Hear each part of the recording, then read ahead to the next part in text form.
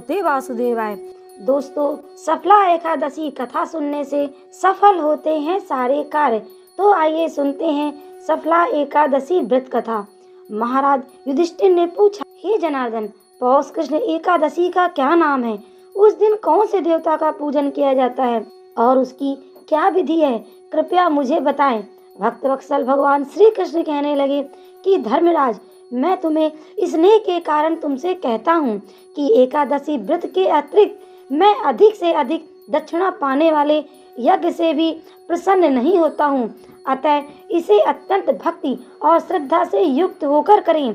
हे राजन, द्वादशी युक्त पौष कृष्ण एकादशी का महत्व तुम एकाग्रचित्त होकर सुनो।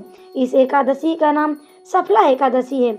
इस एकादशी के देवता श्री नारायण है। विधि पूर्वक इस व्रत को करना चाहिए। जिस प्रकार नागों में शेषनाग, पक्षियों में गरुड़, सब ग्रहों में चंद्रमा, यज्ञों में अश्वमेघ और देवताओं में भगवान विष्णु श्रेष्ठ हैं, उसी तरह व्रतों में एकादशी का व्रत श्रेष्ठ है। जो मनुष्य सदैव एकादशी का व्रत करते हैं वे मुझे परम प्रिय हैं। इस व्रत की विधि कहता हूँ, सुनो। मेरी पूजा के लिए ऋतु के अनुकूल फल, नारियल, नींबू, नैवेद्य आदि 16 वस्तुओं का संग्रह करें। इस सामग्री से मेरी पूजा करने के बाद रात्रि जागरण करें। इस एकादशी के व्रत के समान यज्ञ, तीर्थ, दान, तप तथा कोई दूसरा व्रत नहीं है। 5000 वर्ष तप करने से जो फल मिलता है उससे भी अधिक सफला एकादशी का व्रत करने से मिलता है। हे राजन, अब आप एकाग्रचित्त होकर एकादशी व्रत की कथा सुनिए। चंपावती नगरी में एक महिष्मान नामक राजा राज्य करता था। उसके 4 पुत्र थे। उन सब में लुम्पक नाम वाला बड़ा राजपुत्र महापापी था। वह पापी सदा पर स्त्री और वैश्यागमन तथा दूसरे बुरे कामों में अपने पिता का धन नष्ट किया करता था। सदा ही देवता, ब्राह्मण, वैष्णव की निंदा किया करता था। जब राजा को अपने बड़े पुत्र के ऐसे कुकर्मों का पता चला तो उसने उसे अपने राज्य से निकाल दिया। तब वह विचारने लगा कि मैं कहाँ जाऊँ, क्या करूँ। अंत में उसने चोरी करने का निश्चय किया। दिन में वह वन में रहता और रात्रि को अपने पिता की नगरी में चोरी करता तथा प्रजा को तंग करने और उन्हें मारने का दुष्कर्म करता। कुछ समय पश्चात सारी नगरी भयभीत हो गई। वह वन में रहकर पशु आदि को मारकर खाने लगा। नागरिक और राज्य के कर्मचारी उसे पकड़ लेते किंतु राजा के भय से छोड़ देते। वन में एक अति प्राचीन विशाल पीपल का वृक्ष था। लोग उसकी भगवान के समान पूजा करते थे। उसी वृक्ष के नीचे वह महापापी लुम्पक रहा करता था। इस वन को लोग देवताओं की क्रीड़ा स्थली मानते थे। कुछ समय पश्चात पौष कृष्ण पक्ष की 10वीं के दिन वह वस्त्रहीन होने के कारण शीत के चलते सारी रात्रि सो नहीं सका और उसके हाथ पैर अकड़ गए। सूर्योदय होते होते वह मूर्छित हो गया।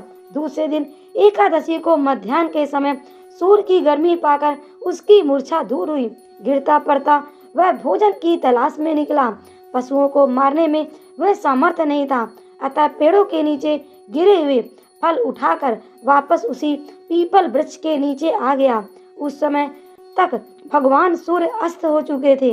वृक्ष के नीचे फल रखकर कहने लगा, हे भगवान, ये फल आपको ही अर्पण है, आप ही तृप्त हो जाइए। उस रात्रि को दुख के कारण रात्रि को भी नींद नहीं आई। उसके इस उपवास और जागरण से भगवान अत्यंत प्रसन्न हो गए और उसके सारे पाप नष्ट हो गए।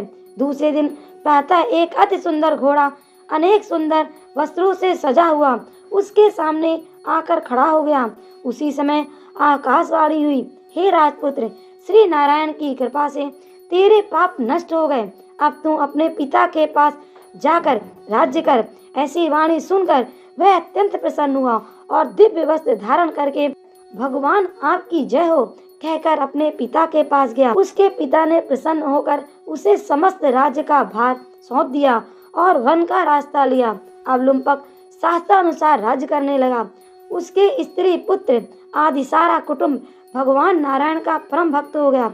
वृद्ध होने पर भी वह अपने पुत्र को राज्य का भार सौंपकर वन में तपस्या करने चला गया और अंत में वैकुंठ को प्राप्त हुआ। अतः जो मनुष्य इस परम पवित्र सफला एकादशी का व्रत करता है उसे अंत में मुक्ति मिलती है। जो नहीं करते वे पूंछ और सींगों से रहित पशु के समान है। इस सफला एकादशी के महत्व को पढ़ने से अथवा श्रवण करने से मनुष्य को अश्वमेध यज्ञ का फल मिलता है।